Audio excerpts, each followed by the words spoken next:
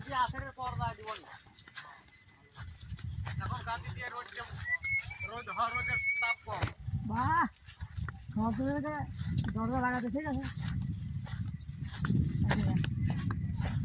আর রাখা হয়েছে বসে রাখা হয়েছে বসে রাখা হয়েছে বুঝেছি